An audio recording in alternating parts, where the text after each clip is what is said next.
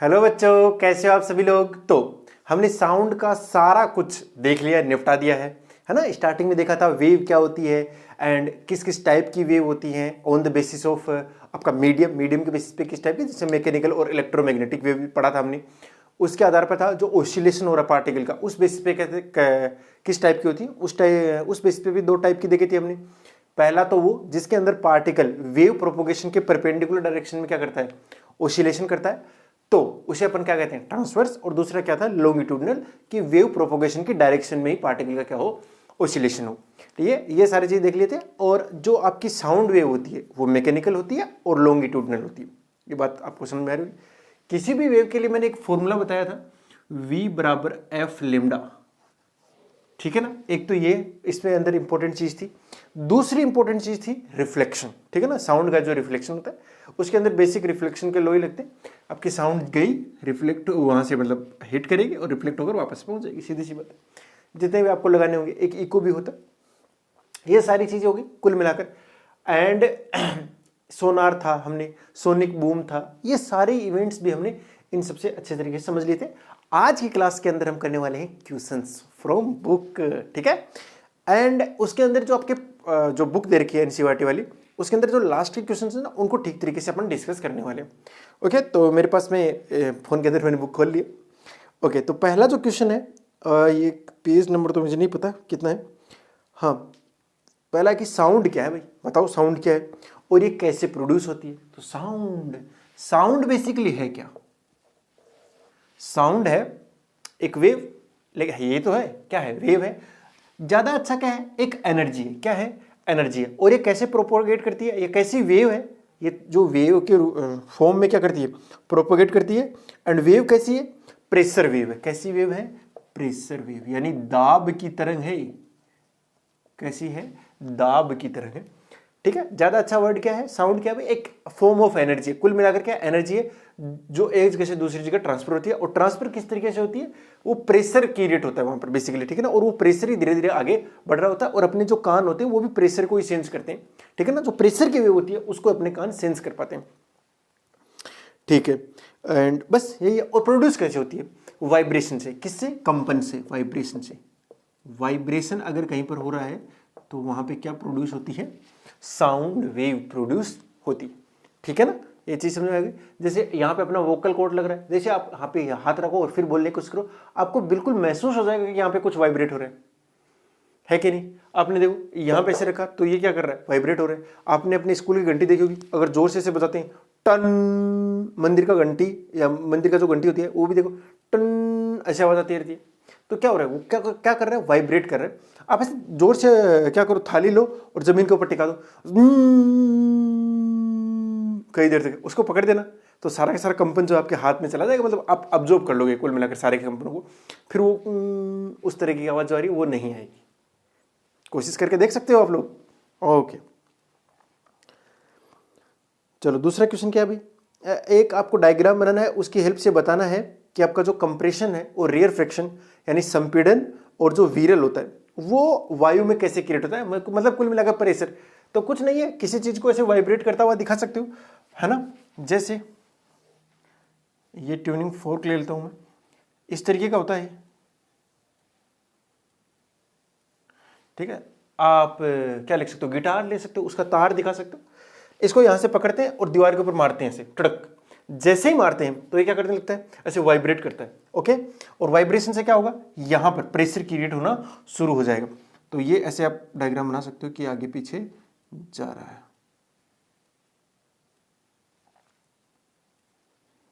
इस तरीके से, मतलब ये भी करेगा इस तरीके से।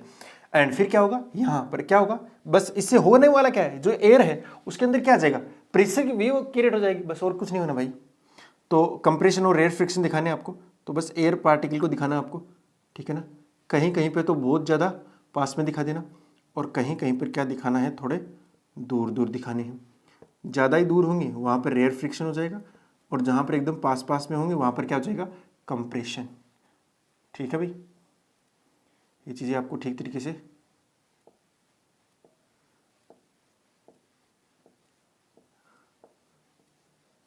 वापस से यहाँ पे कंप्रेशन आ गया।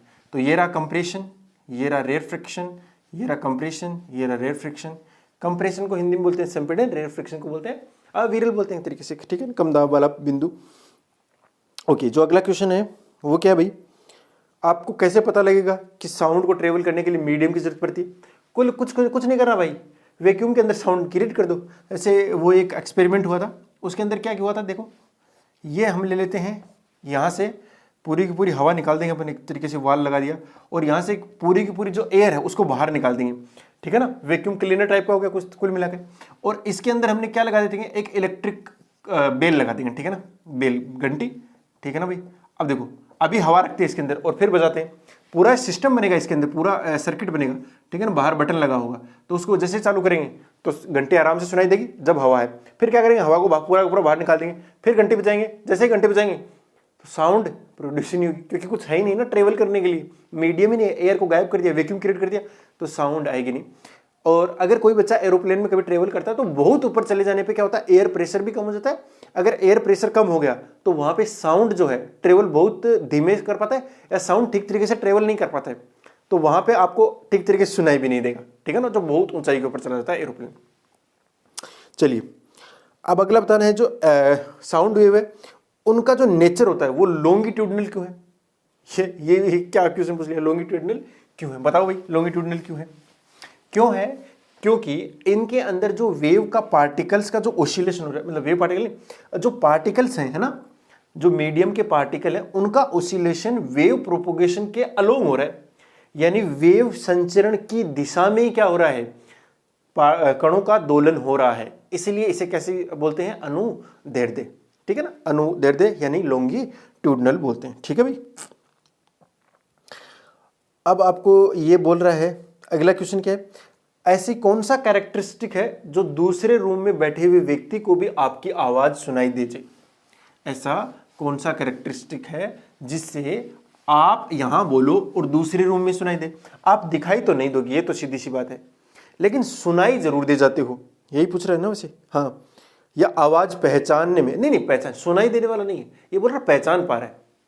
पहचान पा रहा का मतलब क्या है कि जैसे दो भाई हैं, जैसे मैं हूं और मान लेते मेरा भाई है, लेकिन मेरी मम्मी जब हम में से पुकारेगी और मैं कह दूं कि मैं नहीं हूं, ठीक है ना, जैसे मैं बोल दूं कि मैं तो राहुल हूं, ऐसे बोल दूं मैं, इसका मतलब क्या, मम्मी क्या पहचान लेगी मेरी आवाज को?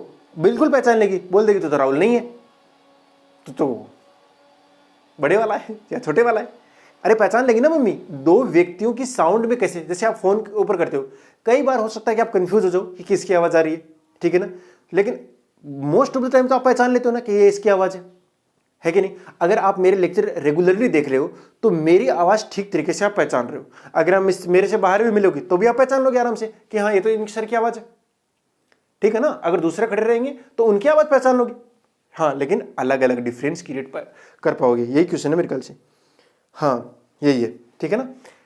ये चीज होती है क्वालिटी ऑफ टिम्बर बोलते हैं इसको, ठीक है ना। क्या बोलते हैं, याद रख लो, क्वालिटी ऑफ टिम्बर, ठीक है ना। ध्वनि की गुणता बोलते हैं इसको, क्या बोलते हैं, गुणता। हिंदी वाले बच्चे याद रखना, गुणता, क्वालिटी। एक तरीके से याद रखो कि हर एक की साउंड की क्वालिटी जो होती है वो अलग अलग होती है। उस बेसिस पे अपन क्या कर सकते हैं, आइडेंटिफाई कर सकते हैं, डिफरेंस क्रिएट कर सकते हैं दोनों की साउंड के अंदर, ठीक है। अगला पूछ रहे, जब बिजली चमक रही होती है आकाश के अंदर तो वो चमक तो पहले ही दिखाई देती है, अच्छा चमक पहले दिखाई देती है, लेकिन साउंड आती है बहुत धीरे धीरे। सीधा सा रीजन है भाई, इसकी स्पीड होती है 3 × 10⁸ मीटर पर सेकंड, यानी 3 लाख किलोमीटर पर सेकंड। और किसकी, लाइट की, जो लाइट हुई है उसकी, लाइट वेव की। और जो अगर यहां से साउंड निकला है उसकी स्पीड ऑलमोस्ट कितनी है, 340 मीटर पर सेकंड। अरे बहुत कम है भाई ये तो, इसके कंपेरिजन में कुछ भी तो नहीं है। ओहो, इसका मतलब हुआ कि ये तो फटाफट पहुंच जाएगी और इसको पहुंचने में टाइम लगेगा भाई। क्या लगेगा, टाइम लगेगा। अगर मान लो आप 1 किलोमीटर के डिस्टेंस पर हो तो लगभग 3 सेकंड बाद में ये सुनाई देगा, ये तो इंस्टेंटली सुनाई दे जाएगा, सो दिखाई दे जाएगा। ये दिखाई देता है और ये सुनाई देता है, तो 3 सेकंड लगेंगे। तो आपको लगेगा कि अभी गिर रही है, नहीं भाई काम हो चुका पहले ही। साउंड वेव आपके पास देरी से पहुंच रही है। ये बोल रहे हैं कोई एक जो पर्सन है उसका एवरेज ऑडिबल जो रेंज है वो कितना है, 20 हर्ट्ज से 20 किलो हर्ट्ज, यानी 20 हर्ट्ज से 20,000 हर्ट्ज। इन दोनों फ्रीक्वेंसी के लिए आपको क्या फाइंड करना है, वेवलेंथ फाइंड करनी है। बहुत बढ़िया। ठीक है ना। साउंड की जो स्पीड है वो कितनी ले लेंगे अपन, 340 ले लेंगे। कितना यूज करेंगे साउंड की स्पीड, वीएस लिख देता हूं मैं, वी सो यूएनडी साउंड 340 मीटर पर सेकेंड। तो v बराबर एफ लेमडा बिल्कुल सही। तो v आपको गिवन है, आपको तो लेमडा निकालना है, तो वो कितना आ जाएगा v बाई एफ, याद रहेगा ये चीज। अच्छा पहला क्या है, जब फ्रीक्वेंसी कितनी है 20 हर्ट्ज, तो lambda is equal to 340 divide by 20 कर दो, 2 से 2 करके ऑलमोस्ट आंसर जो आएगा वो 17 मीटर आएगा। देखिए ये 340 की जगह 344 भी ले सकते, बाकी ये भी ठीक है। दूसरा, जब आपकी फ्रीक्वेंसी कितनी है 20 किलो हर्ट्ज है ना, और किलो का मतलब 1000 होता है, इसका मतलब 20,000 हो गया, 20 3 जो आएगा 20,000 हर्ट्ज। बढ़िया। तो लेमडा इज इक्वल टू आएगा 340 डिवाइड बाई 20 इंटू में 10 की घात 3 भी आएगा, 20,000। कड़क कड़क, ये कितना आएगा 17 गुणा 10 की घात माइनस 3 मीटर, और ये कितना हो गया 0.017 मीटर। कितना कम हो गया, ये थोड़ा ठीक है, ये तो ठीक है, बहुत ज़्यादा है वेवलेंथ। ठीक है, बहुत सिंपल चीज़ें हो गई। अब अगला जो क्वेश्चन है वो भी न्यूमेरिकल टाइप का ही है। वो क्या बोल रहा है कि 2 बच्चे मान लेते हैं, और वो क्या करते हैं, एल्यूमिनियम की जो पाइप है उसके एंड्स पे है, यानी एक बच्चा इस एंड पे है एल्यूमिनियम के, और एक बच्चा इस एंड पे है एल्यूमिनियम के। ठीक है ना, यहाँ पर एक बच्चा है और एक बच्चा दूसरा यहाँ पर है, 2 बालक हैं छोटे छोटे। अब क्या करता है, यहाँ पर एक के हाथ में पत्थर है और वो इसका चोट मारता है, तड़ाक। कुल मिला के ऐसे, समझ रहे हो ना, ऐसे। अब देखिए हो क्या रहा है, ये मान लीजिए यहाँ से लेकर यहाँ तक क्या एल्यूमिनियम का पाइप है, तो एक ने ऐसे कान लगा रखा है, वहां पर क्या लगा रखा है, कान, ऐसे ऐसे कान लगा रखा है। अब उसने क्या किया, ऐसे मारा मारा, ठीक है जी। जैसे ही मारा तो क्या हुआ, साउंड दो जगह से जाएगी, एक तो एल्यूमिनियम के अंदर से जाएगी ऐसी, ठीक है ना, और एक कैसे जाएगी, एक हवा के अंदर से भी जाएगी ना। एल्यूमिनियम के अंदर स्पीड सबसे ज्यादा होती है, पता होता आपको, और वो बहुत स्पीड से पहुंच जाएगी। अब जो हवा से चल के आ रही है वो धीरे धीरे पहुंचेगी, तो उसमें उसको डिफरेंस क्रिएट हो जाएगा ना, कि पहले किसकी पहुंची, अरे भैया पहले एल्यूमिनियम पूछ रही, सीधी सी बात है, एल्यूमिनियम के अंदर से। तो जो उसने कान लगा रखा है तो पहले वो सुनाई देगा, उसके बाद में क्या होगा, जैसे यहाँ पे अगर आप कान लगा ले और ऐसे सुनते हो तो क्या होगा, ये जो टक दिखिया बनी, उस टक की, वो टक एक तो अंदर से गया वो साउंड, वो पहले सुनाई देगी, एक हवा से, तो उसके अंदर जो डिफरेंस है वही पूछा है आपसे। ठीक है ना, अरे वो नहीं पूछा आपसे, रेशियो पूछा, टाइम का रेशियो पूछा है। ठीक है ना, बहुत सिंपल है। तो जो एयर के अंदर स्पीड होती है वो कितनी होती है, ऑलमोस्ट, मैं ऑलमोस्ट ले रहा हूं भैया, पहले बता रहा हूं, ठीक है ना, 340 मीटर पर सेकेंड। और जो एल्यूमिनियम होता है उसके अंदर कितनी होती है, वो आपकी बुक के अंदर दे भी रखी है, ये 344 346 इसके अराउंड होता है। ठीक है, कोई दिक्कत नहीं है, मतलब आप इतना ले सकते हो। एल्यूमिनियम के अंदर होती है लगभग 6500, ठीक है ना, इतनी नहीं होती, शायद 64 होती है मेरे ख्याल से, हाँ 6400 मीटर पर सेकेंड। अच्छा, तो यहां से यहां तक जाने की लेंथ कितनी है, एल है। तो आपको याद होगा ना, चाल बराबर क्या होता है, चाल बराबर होता है सर दूरी बट्टा समय। स्पीड बराबर क्या होती है भाई, वो होती है sir distance upon time. Distance को मैंने क्या मान लिया, एल, तो जो टाइम निकलेगा वो क्या आएगा, डी अपॉन वी आएगा कि नहीं आएगा, वी मतलब वी स्पीड होगी एक तरीके से। बहुत बढ़िया सर। तो पहले जो एयर के लिए है, किसके लिए, किससे रेशियो पूछा गया है, एल्यूमिनियम का पूछा है क्या, ठीक है, मैं T1 या टी एयर लिख देता हूं। तो जो टी एयर आएगा वो कितना आएगा, डी मान लेते हैं, या एल मान रखा है, एल अपॉन में 340 सेकेंड। दूसरे के लिए जो टी एल्यूमिनियम है वो कितना आ जाएगा, एल अपॉन में 6400 सेकेंड। रेशियो निकालोगे तो एल से एल कट जाएगा और ये 6400 ऊपर चला जाएगा, तो टी एयर अपॉन में टी एल्यूमिनियम बराबर कितना आएगा, 6400 डिवाइड बाई 340। टिचुक टिचुक कट गया, 640 के अंदर डिवाइड कर दो किसका, 34 का। वैसे 2 से डिवाइड हो रहा है, ये 2 से डिवाइड करेगा तो 320 और ये कितना जाएगा 17। तो यही रेशियो आ गया भाई, ठीक है ना, ऑलमोस्ट इतना ही आ रहा है। ठीक है, आप डिवाइड करते रहना, ये छोड़ो, इतना रख लो, कोई दिक्कत नहीं। अगला भी न्यूमेरिकल टाइप है, अब तो न्यूमेरिकल टाइप ही आगे सारे के सारे डिस्कस कर लेते हैं भैया। कहा जा रहा है अपना क्वेश्चन नंबर 9, वो बोल रहा है एक जो सोर्स है उसकी फ्रीक्वेंसी कितनी है, 100 hertz, F is equal to 100 hertz. 1 minute में ये कितनी बार ओसिलेट करेगा, 1 मिनट में कितने टाइम, इसका मतलब क्या होता है वैसे, 1 मिनट के अंदर कितने, हाँ वाइब्रेशंस करेगा, ठीक है, ओसिलेशन या कंपन करेगा, इसका मतलब कितने चक्कर काटेगा। अच्छा, 1 सेकंड में टोटल चक्रों की संख्या, एक सेकंड में टोटल नंबर ऑफ साइकिल्स क्या कहलाता है? फ्रीक्वेंसी। इसका मतलब है कि एक सेकंड में टोटल चक्कर लिख दो ना, ज्यादा अच्छा है। टोटल चक्कर से आप समझ ही रहे होंगे, टोटल चक्कर का मतलब क्या है? वाइब्रेशन या कंपन, ठीक है ना। चक्कर का मतलब ही क्या है? कंपन या वाइब्रेशन। आप चक्कर समझिए। ओके सर, कितने हैं? 100 चक्कर लगा रहे हैं, तो 1 मिनट का मतलब हो जाएगा कितना? 60 सेकंड। तो कितना आएगा? 60 गुणा चिचुक कितना आ जाएगा? 60, 6000 आ गया। बढ़िया, 6000 टाइम्स, ऐसे लिख देना, टाइम्स या बार। कितनी बार चक्कर लगाया या कितनी बार कंपन किया? 6000 बार, बस 1 मिनट के अंदर हो गया। अगला पूछ रहा है कि जो साउंड होता है क्या वो रिफ्लेक्शन का पालना करती है? बहुत बढ़िया, करती है भाई, ठीक है। जैसा लाइट करती है, हाँ लाइट की तरह ही करती है। और लाइट के जो लॉ ऑफ रिफ्लेक्शन है वो यहाँ पर भी वैलिड है। और वो लॉ ऑफ रिफ्लेक्शन क्या है उनको लिखना भी है। जैसे यहाँ पर क्या होती है? इंसिडेंट रे या इंसिडेंट वेव होती है लाइट की, वो यहाँ भाग जाती है। ये क्या होता है? नॉर्मल। तो इसको बोलते हैं इंसिडेंट रे। इसको बोलते हैं रिफ्लेक्टेड रे, यानी हिंदी वाले बच्चे क्या लिखेंगे? आपतित किरण। और ये क्या है? परावर्तित किरण।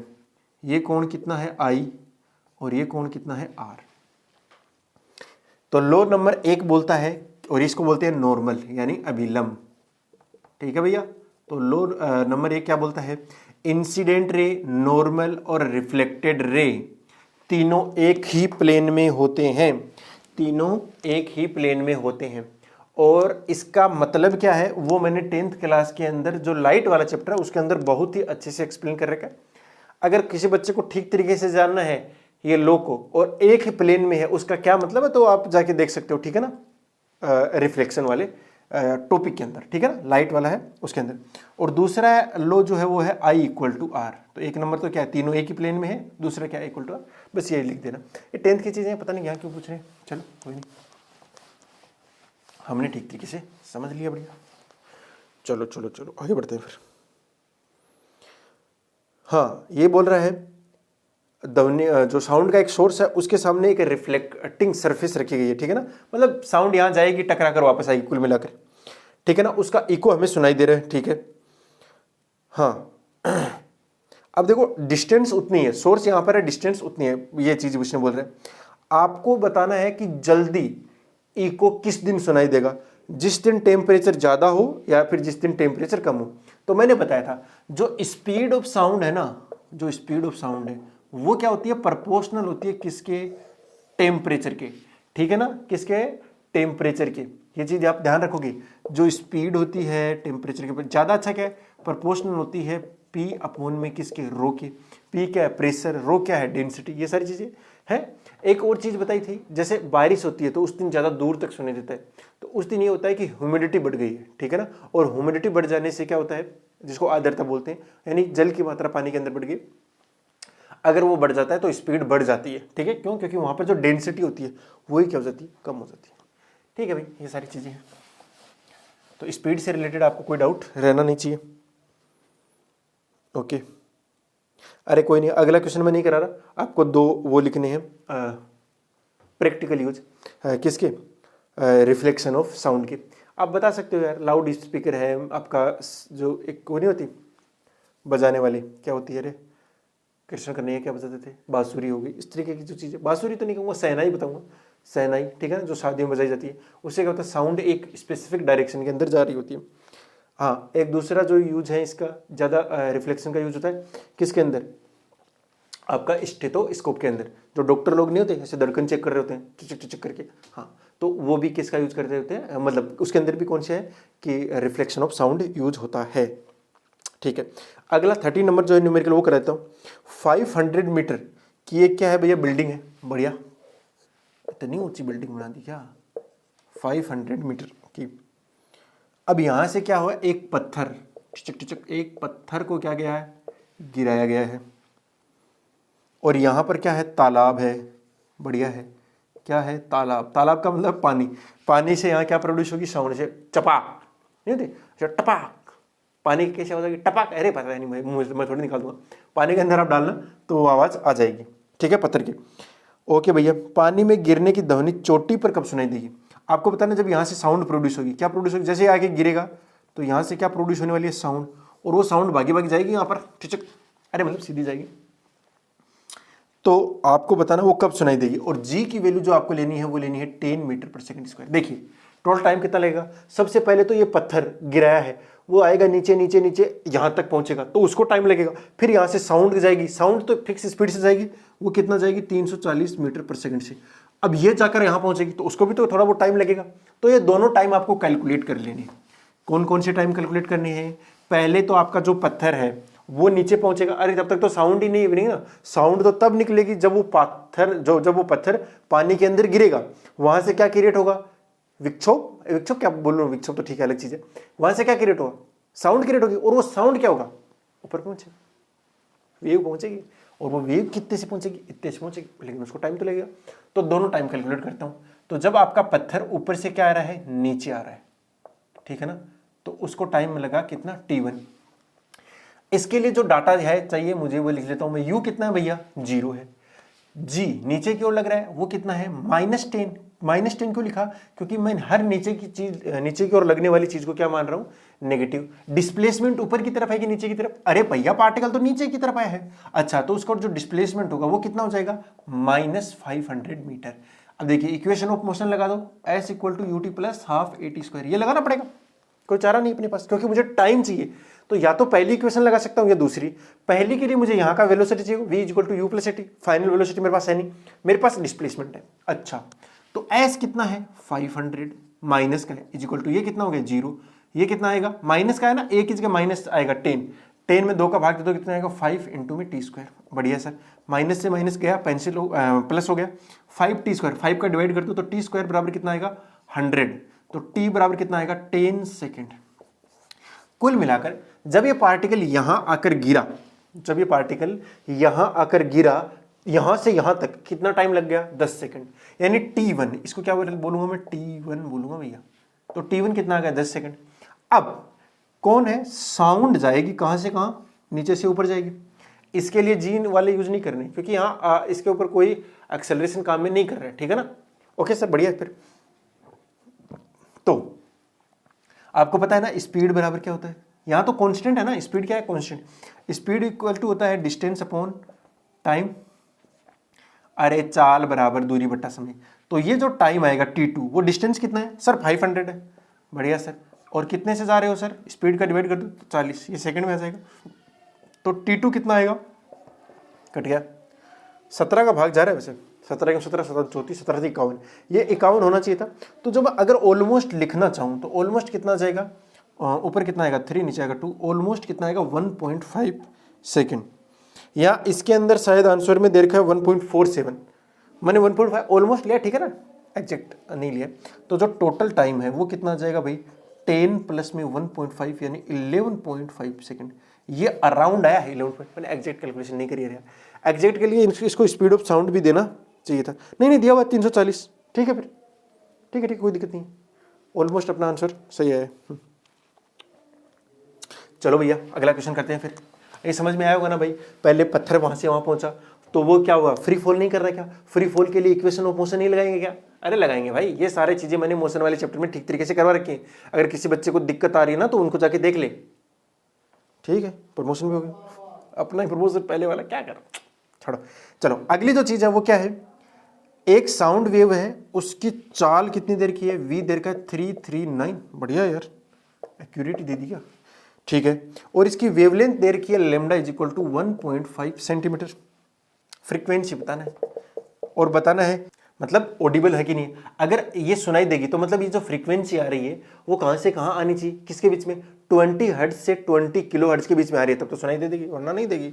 तो v = होता है एफ लैम्डा, v, अच्छा मुझे f निकालना है, v अपॉन लैम्डा, v कितना दिया हुआ है, v दिया हुआ है 339 डिवाइड बाई, ये कितना दिया हुआ है 1/2 सेंटीमीटर है, क्या है 339 मीटर पर सेकंड है ना भाई, हाँ, और सेंटीमीटर, सेंटीमीटर को कन्वर्ट करो मीटर में, तो ये आ जाएगा कितना 1.5 डिवाइड बाई 100 इंटू में, मतलब मीटर में आ गया, सेंटीमीटर को मीटर में बदल देता हूँ, 100 का भाग दे दो, ठीक है ना, ठीक है, ये 1.5 दे दिया क्या, कोई नहीं, 1.5 और 100 ऊपर चला जाएगा। अच्छा तो इसको लिख देते हैं 3/2, 3/2 लिख दो इसको, कितना लिख दो 3/2, 339 इंटू 100 डिवाइड बाई 3/2 लिख रहा हूँ तो 2 ऊपर चला गया, क्या कैंसिल आउट हो रहेगा, यस 113, 113 कितना हो जाएगा 226 गुणा 100 कितना आ गया है 22600 हर्ट्ज, ये कितना आ गया 22,600, नहीं सुनाई देगी 22,600, ये किससे ज़्यादा आ गई, ये ज़्यादा है किससे 20 किलो हर्ट्ज से, 20,000 हर्ट्ज से अगर ज़्यादा आ गई तो नहीं सुनाई देगी, ये तो ज़्यादा आ गया ना 22,000 से ऊपर चलेगी भाई आपको ये सुनाई नहीं देगी। इसको क्या बोलते हैं अल्ट्रासोनिक साउंड बोलते हैं।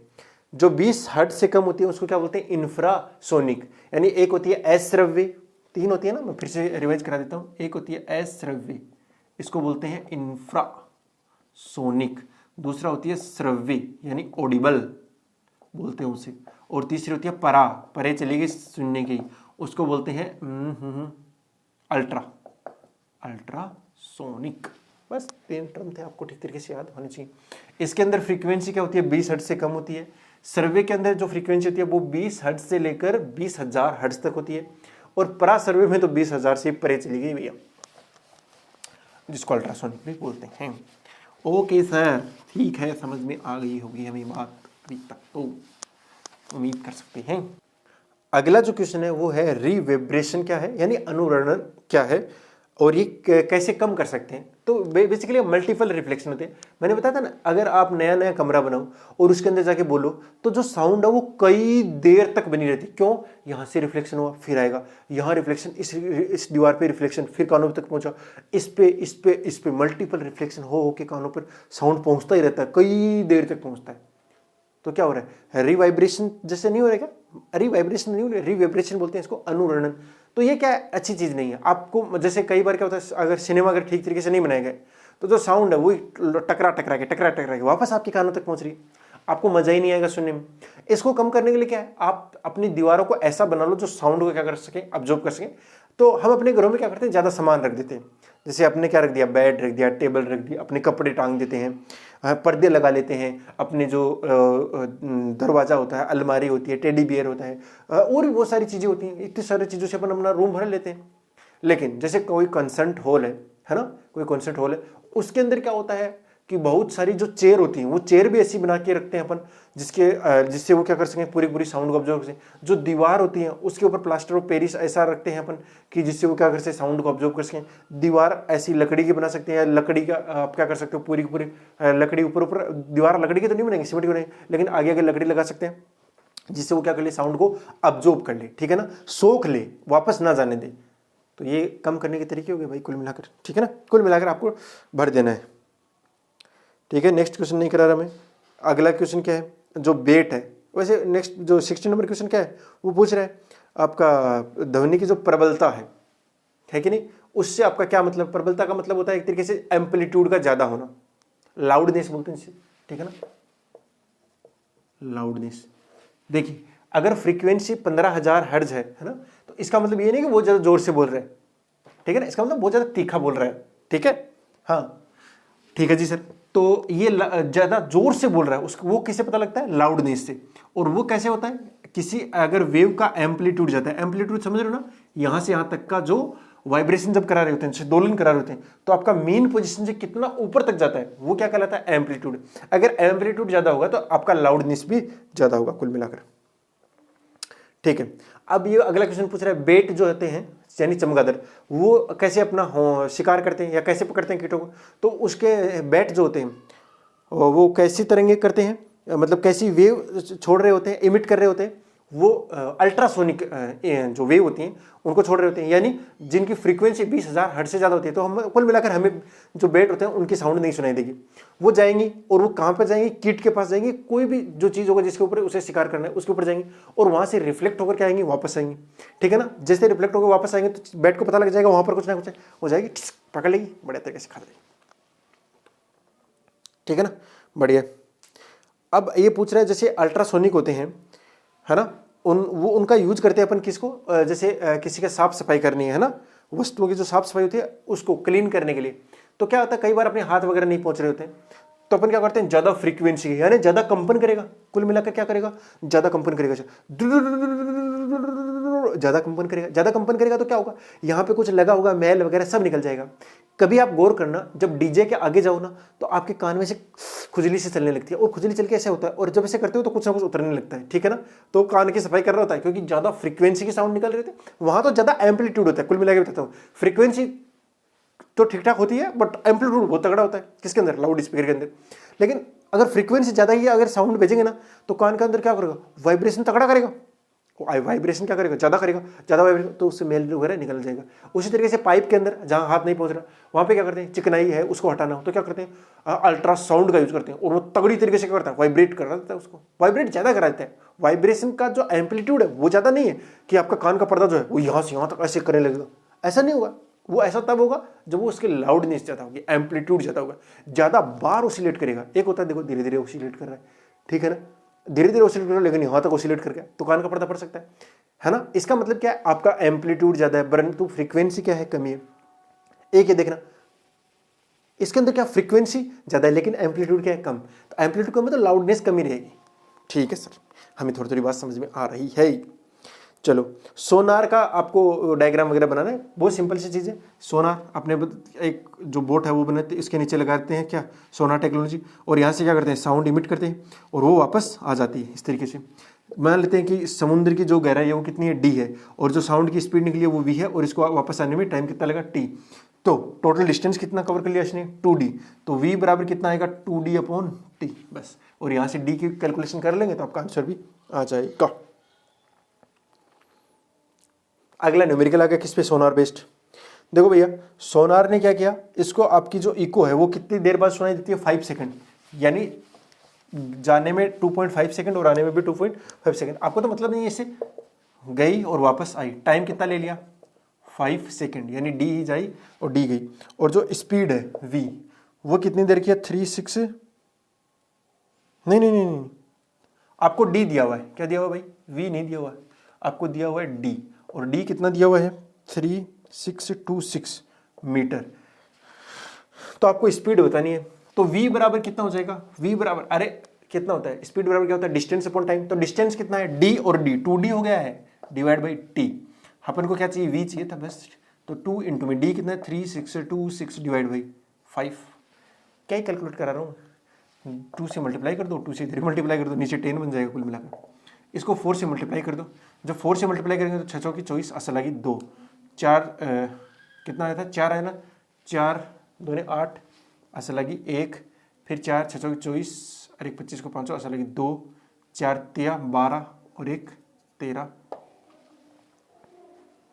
1 4 नहीं 1 4 बन जाएगा ना, हाँ कैलकुलेशन मिस्टेक, चलो ठीक है। अरे सिंपल चीज़ थी भाई, बोलो। बढ़िया।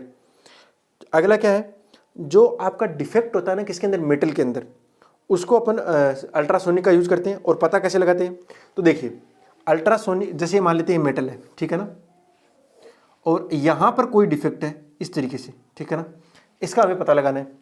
तो अपन इसके आगे क्या लगा देते हैं, डिटेक्टर। डिटेक्टर क्या होते हैं, जो साउंड को क्या कर लेते हैं, डिटेक्ट कर लेते हैं। पता लग जाता है कि एक डिटेक्टर यहाँ लगा दिया, एक डिटेक्टर यहाँ लगा दिया, और यहाँ से क्या भेज रहे हैं, अल्ट्रा साउंड भेज रहे हैं।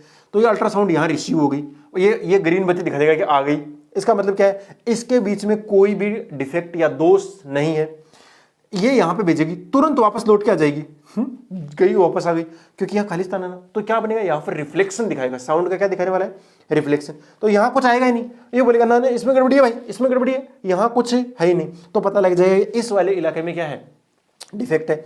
फिर यहाँ भेजेंगे तो ये तो यहाँ डिटेक्ट हो जाएगा, डिटेक्ट हो जाएगा तो ग्रीन बत्ती जल जाएगी। इसका मतलब ये दोनों ठीक तरीके से काम कर रहे हैं, ये काम नहीं कर रहा है, इसका मतलब साउंड नहीं पहुंची इसके पास। क्यों नहीं पहुंची, क्योंकि यहाँ क्या हो गया, रिफ्लेक्शन हो चुका है। बढ़िया बार। अगला जो लास्ट क्वेश्चन है वो आपका क्या है, अब जो ईयर की जो पूरा स्ट्रक्चर है वो बना देना है। ईयर के अंदर जो मेन चीज है वो क्या है, ईयर ड्रम है। और जो ईयर ड्रम होता है वो किसको सेंस कर रहा होता है, प्रेशर की वेव को। बस ये आप पूरा मैकेनिज्म है वो कैसे काम कर रहा होता है आप पूरा ठीक तरीके से समझा देना, ठीक है ना। जो मैकेनिकल वेव आती है उसके बाद में उसको इलेक्ट्रिकल सिग्नल में कन्वर्ट करता है और वो अपने माइंड तक पहुंचा देता है उसको, ठीक है, माइंड रीड कर लेता है, ठीक है ना। ये मैंने सारे क्वेश्चन करा दिए हैं और साउंड का पूरा मैंने मतलब जितना भी पार्ट था आपके सिलेबस का सारा निपटा दिया है, ठीक है।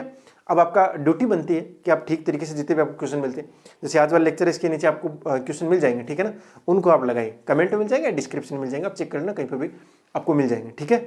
इनको आप ठीक तरीके से लगाना है। और हर चैप्टर के अंदर मैंने क्वेश्चंस जो एक्स्ट्रा तैयार करवाए ना, प्लीज आप उनको ट्राई करें एक बार, ठीक है ना। आपका चैप्टर जो होगा उसके प्रति अंडरस्टैंडिंग अच्छी होगी और आगे जाके भी आपको काम आने वाली चीजें, ठीक है बेटा। चलो, wishing you all the very best, मिलते हैं नेक्स्ट क्लास में, तब तक के लिए बाय, जय हिंद।